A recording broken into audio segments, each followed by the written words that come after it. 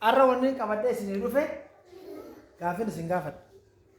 Gaafin isin gaafadheef namni deebisaa san naa deebise badhaasa addaa qaba. Intaane isin jalqaba irratti barattoota keejii meeqa faati?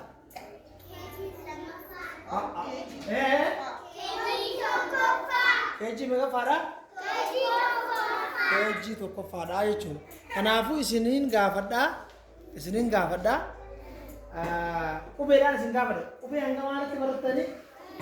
Hanga maali baratanii jirtan? Qubee hanga meeqa maali baratan? Qubee hanga qaatti baratanii? Qubee hanga qaatti baratanii. Qubee hanga qaatti baratan kana keessaayin qubee tokko isin gaafadhaa. Qubee tokko isin gaafadhaa. Qubee san maal naa gootan seetan? Qubee san naa deebisaniit yoo aate aayettanii yoo caate caayettanii qubee sanirraa jecha naa ijaartan. Fakkeenyaaf A abbaa yookaan adaadaa. Caa yoo ta'u cuucii, cuuphee, caacuu,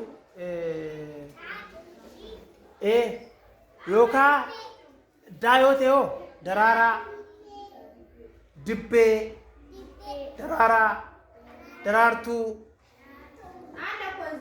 Jettanji. Kanaafuu hunu asirra jira waan ta'eef jecha asirratti qubee fi jechi asirratti bifa kanaan duraanuu isin barreeffamee jira. Ammaan ammoo kan inni isin gaafadhu maal gootan seetan? Qubee achirra jiru irraa isin gaafadha. Qubeelee achi jiru san irraa isin gaafadheeti.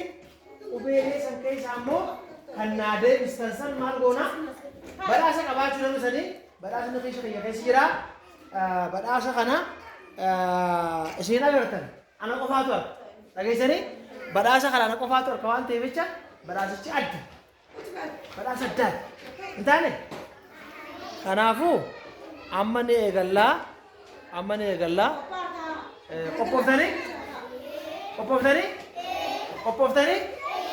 Qophooftanii? Qophoofni jaamee kutaa? Qophoofni jaamee kutaa? Eeshi.